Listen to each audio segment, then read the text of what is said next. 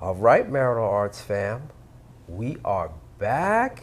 First and foremost, thank y'all for rocking with us week after week. We appreciate you. Today, we got a good one. We always got good ones, but we excited about this one as well. Today, we're going to talk about the art of hearing.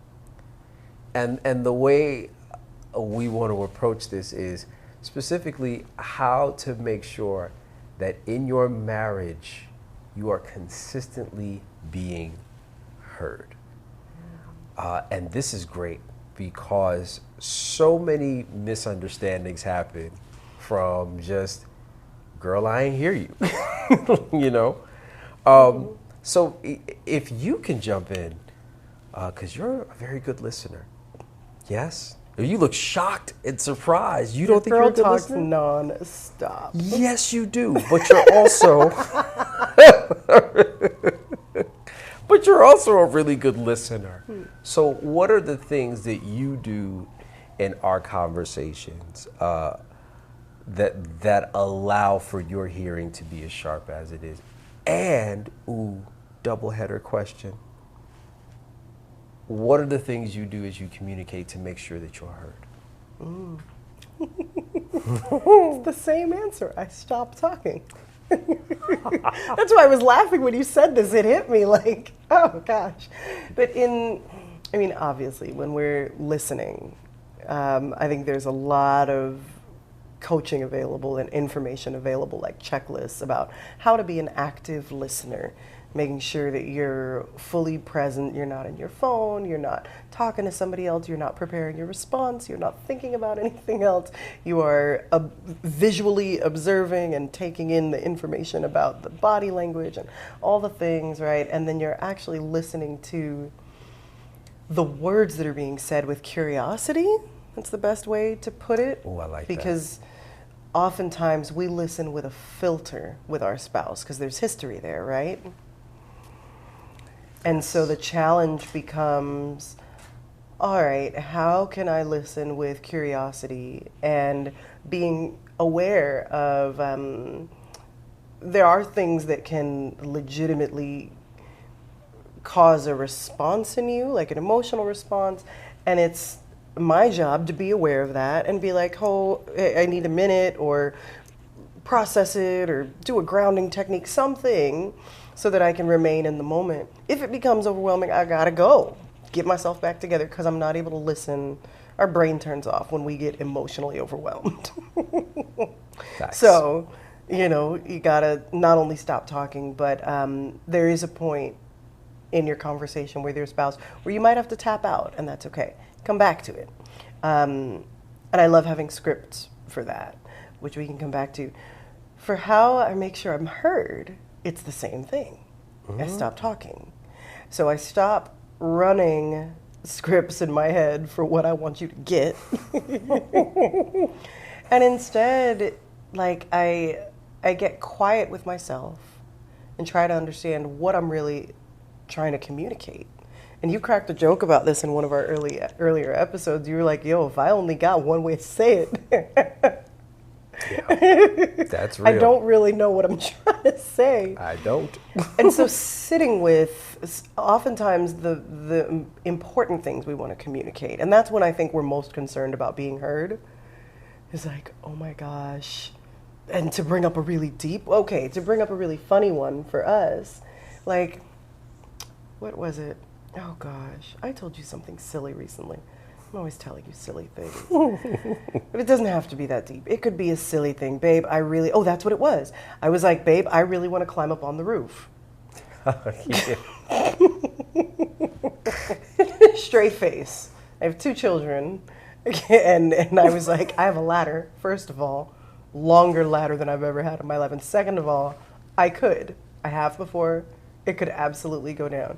And it seems frivolous. As it turns out, I didn't climb on the roof that day. I tried to, opted out. The risk was not worth the reward. But I thought about it and I was like, but I was concerned about you making fun of me, which would have been valid. or trying to talk me out of doing something that I thought I could do, right? And I was able to be clear enough with what I wanted. It's easier to do with simple things. And I observed you at your desk. So my first question is, are you busy? What are you doing? Because we live together, and oftentimes we run up on our spouse, and I do this, and assume they're available. Assume they're just waiting for us to come and talk to them, when that's not the case. So I asked if you were busy. I asked if you had a moment. And then I framed, because I've spent enough time paying attention to you, thinking about what it is that I need when you're talking to me. I framed it like, hey, I want to ask you something, and I might need you to talk me off a ledge, literally, see? Saw what you did there. That was good. That was good. I love cheesy jokes like that. That was good. I'm sorry. Go ahead. I'm mindful that you may be in the middle of something, so I get that out of the way first. Frame it with like a quick summary. Like, hey, I might need you to talk me off the ledge. Or if it's something where I need to vent, like, hey, I kind of need to vent. Do you have space for that? This is so Or I need help figuring out something creative. And so being aware of the nature of what you want to talk about and being able to explain, give them a chance to opt in. Because sometimes we go to our spouse and don't realize we're making a demand on their mental load. I'm about to ask you to coordinate a party for me. Babe, do you think we should plan? I love you. Babe, do you think we should plan Naomi's birthday next week? Oh my God, I can't do that right now. And so being able to be clear about what it might be asking of the other person and frame that. And then going to them with, whatever the thing is. All of that stuff helps. And that's before you've said anything, right? And then, looking at how they respond. And really just being, the rest of it is I think it comes natural when you've got a sense of what you really want to talk about and you've done those other things.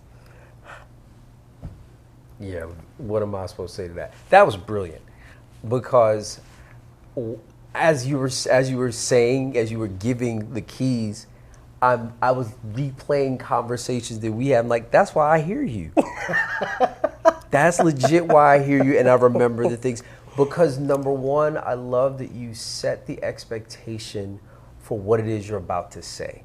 Like, hey, this is a vent. I am venting. So now, because, and this is something I don't think we recognize in the hearing portion, different types of interactions require different kinds of hearing.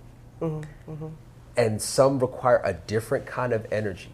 Sometimes you are hearing so that you can respond. That's one kind of energy. So I'm paying attention in a different way. I'm paying attention to every little detail. And not that I'm ever phasing out of a conversation, but I'm paying attention in a different way when I know, okay, you're giving me information and you want a response or some input, versus I just need to vent. That's a different kind of listening altogether, because now I have to shut off all of my analysis and shut off the part of me that wants to solve your problem for you. Or remind me of what you said the last or that part.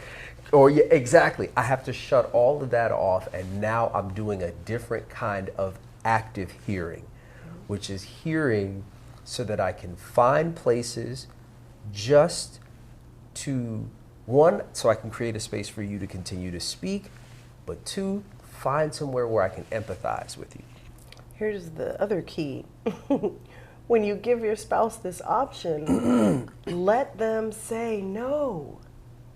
Because trust me, think about the last time you spoke with someone who didn't want to be in that conversation and how horrifying it was.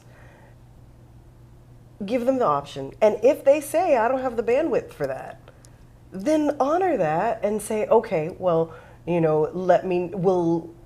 can either find somebody else, you've got friends, it is okay to have healthy relationships.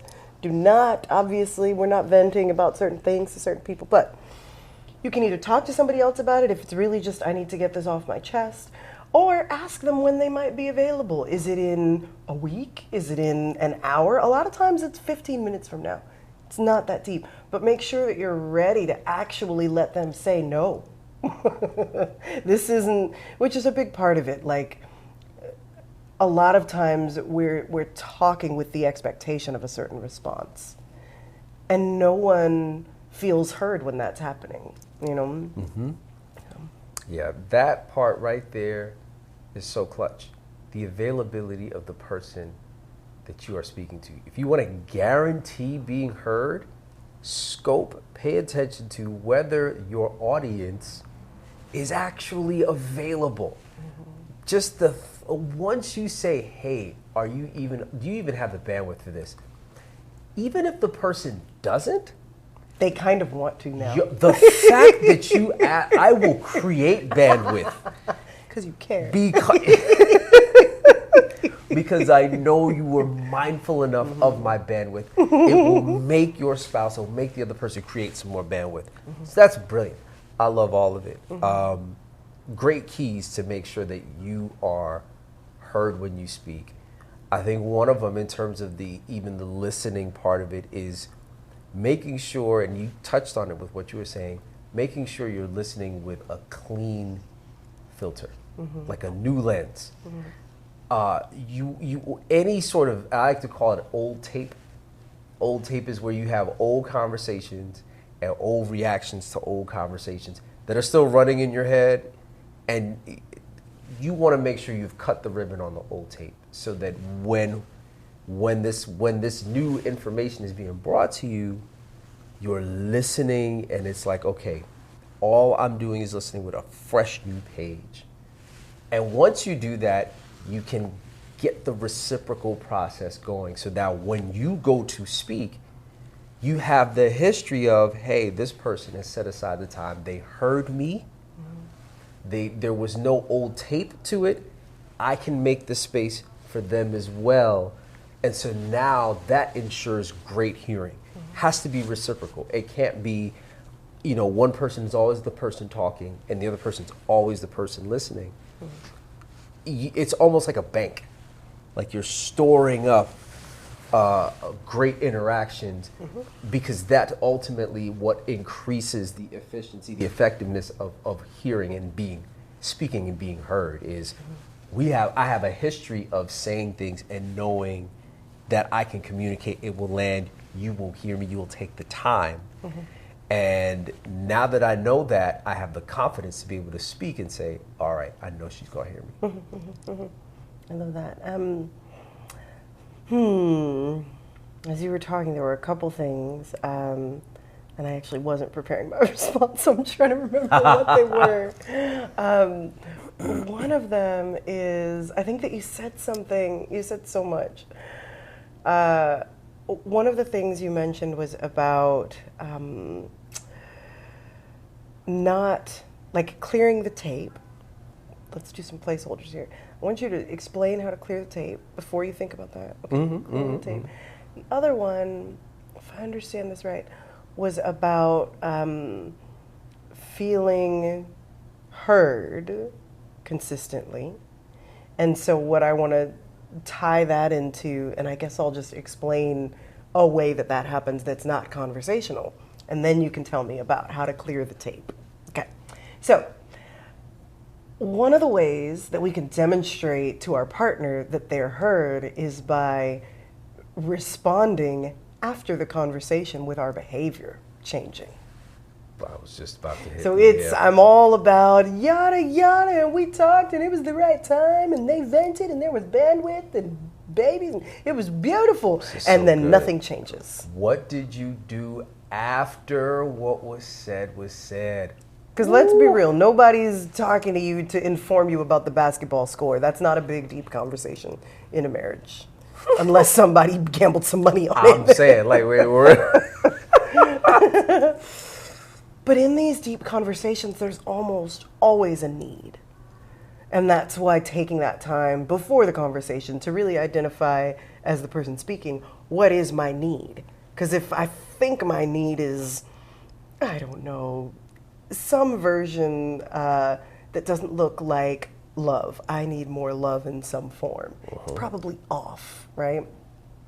So if you're articulating a need and it looks like your spouse is listening and then a whole quarter goes by and nothing seems to be different, no questions, no adjustments, everything stays exactly the same, that can be debilitating. Yes. Because it's sending your actions are speaking louder than your words now. So that's a big one. And then I wanted you to unpack that. You seemed excited about that. Was there something you were going to say? I really was. No, the follow-up. Because not just, because the action, the acting on what you just is, that's what allows a person to feel like they've been heard, is when you see the action that was taken in response to what was heard. And then, for the bonus win, the follow-up. Talk about, bring the thing up again. Like, hey, 2 weeks ago, we talked about me never washing dishes. I washed one fork. It was one fork, but that fork was shiny. It was clean. Hey, did that work for you? No, I didn't wash enough. Okay, I'm going to wash a fork, a spoon, and a knife, and a plate. You know, come back in some way, shape, or form and follow up. Not only was there action, but then the follow-up means I did something, but I still remember that you had a concern, and I care enough to make sure that you feel like you were heard. So I come back and I say, hey, did this thing that I did match up with the concern that you expressed? Yes or no? No, it didn't. I'm going to go back to the lab and do some more. Because even that allows a person to It's impressive. I'm feeling impressed. It's like, yo, oh, okay, I was heard. Because it doesn't always get done perfectly the first time. And so, yes, to that. Yeah. Okay. The old tape. No, adding go on. Yeah. The other piece of this is like when you're having these conversations and you're bringing up a need, think about ways that need could be reasonably met. Reasonable. All right? Reasonable. If I need quality time, it is unreasonable for me to be like, every day I need 2 hours of uninterrupted, no telephone, no baby, no nothing time from you. 2 hours. That's not a thing. Nobody's getting paid. That is a legit part-time job. That's like, not a thing. Unreasonable. However, there is something reasonable you can present. And the spouse, like, you get to respond. Y'all get to talk about that. And so to make sure that you're able to follow up with action, this means you guys talk through, oh, all right, I hear your need. I see what you're asking me to do. I can do that. Or, I'll be honest, that's going to be hard. How about we try this? Is that going to move the needle? And so being able to have that exchange so that there's an authentic agreement about what could be done, as opposed to, starting from a setup for failure. Okay. Yes. How do we clear the tape? Okay. How do we feel heard? We're going to definitely, when there's... I'm going to clear the tape and then come back to the thing, because you said another thing that I was like, oh, yeah. Okay. So clearing the tape. Here's what I try to do with every conversation that we have. I treat it as if it is a brand new conversation. And by that meaning, when you're about to say something to me, this is new information. Even if I've heard something like it before, I treat it like it's new information, because one of two things has happened. Either I know I'm different from the first time I heard it, and I know you're different from the first time you said it, or vice versa. If I'm bringing something to you, even if I'm bringing forth a concern that I've heard already, that I've said already, I'm not the same person. You're not the same person, and it's probably not the same circumstance. It might not even be the same season. There's always something different. And once I know there's something different, I have to treat this conversation as brand new information. Otherwise, if I allow myself to think, oh, I've heard this before, immediately I will start to tune out. And not just tune out completely, I will start to filter out what I think is old information, when in fact, I need everything. Oh, I need all of what you're saying, because you may say the same thing in a different order, and now I have a revelation I didn't have before. So filtering out the old tape means I start the minute, yeah, hey babe, I need to tell you something. I've never heard this before. And it forces you to pay attention. I had an acting teacher who talked about memorizing lines, memorizing directions from directors, like for actors. And he would always say, because actors usually mess this part up. Directors give direction, they never get the direction right. They get the lines right, but they don't know where to go. Anytime the director or the casting director speaks, you tell yourself, I need to remember this. And what it forces you to do is to pay closer attention. So I do that, and I'm like, not I need to remember this, but she's never said this before. Okay. This is a brand new, and that's what I mean. This is a brand new conversation. She has never said this before. Now I need to pay attention from that place. And so that's how I fight, and I have to fight to delete the old tape, because the old tape isn't going to teach me anything new. What she's about to share with me is about to show me something new. And I need that information so that we can move forward. That's good. That's good. I will have to practice that myself. The other thing that is so important to keep in mind is that there will be seasons in marriages, hopefully not long ones, but you're going to go through times where you don't feel as heard. And that may be an afternoon. We call it being ships passing in the night, where if we have a busy week, we don't end up getting to spend, an hour a day downloading to each other and checking in. That doesn't necessarily mean that something is off, but if you feel consistently unheard, and particularly if there's a nagging feeling that your spouse doesn't ever listen to you, if that's like the thought, it's a sign that there's resentment there. There's a deeper work that needs to be done, and then this looks a little bit different. And we talked about that in one of our other episodes, but it's we call it like a wound clearing session, where there isn't any talking back and forth.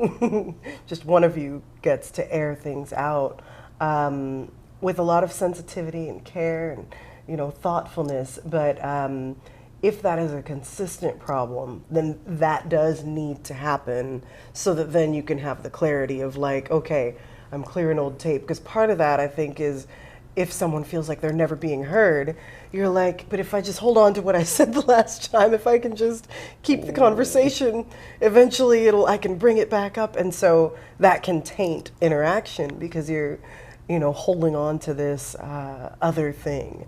And so that's an important thing to clear out regularly too. I'm glad you caught that.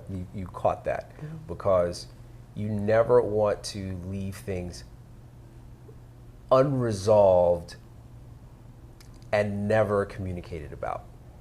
Like and even if you have an interaction and it doesn't, you share something and you're just like, I shared this, but it's still something that is bothering me. It is okay to say, hey, I shared this. This is still bothering me. Maybe not right now, but can we have another conversation about it? Yeah. Versus just letting it eat away at you in the background. Because that breaks communication all the way down.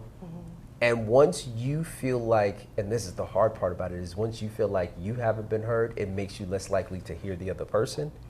And now neither one of you feel like you're heard. And it just erodes the trust that you need ultimately to be able to say what you need to say in a way that you can be heard. So, I'm so glad you caught that. And the managing expectations thing, man, I would high five you, but I don't want to do that on the mics. In terms of, this is, and I'm trying to remember the way you put it, like, this is something I need, or this is a perceived need, this is something I want. Part of being able to be heard when you communicate a need or a want is being able to say it in a way where, okay, maybe this thing doesn't get met 100% off the bat, but you at least speak and you communicate it in a way where you and the person you're talking to can agree to a process to get there. It's some things are a gradual thing. There are things that can be done with the snap of a finger, and some things are a gradual partnership towards this need being met. And that part of it is a huge part of feeling like you're being heard too, because the two of you are in it together. You're both agreeing to be committed for this thing to be taken care of. But it doesn't always have to be all or nothing right off the gate. And if you don't get it right the first time, then I wasn't heard. Like, wait, slow down. That's such a great one, and I think we may be able to end on this thought, but because this could go on and on. Yes, it could. Yes, it could. I love that you left room for it to not be resolved. Like, so much of what goes wrong is the push for a fix, a solution, something everybody likes and is a win-win. That does not always happen.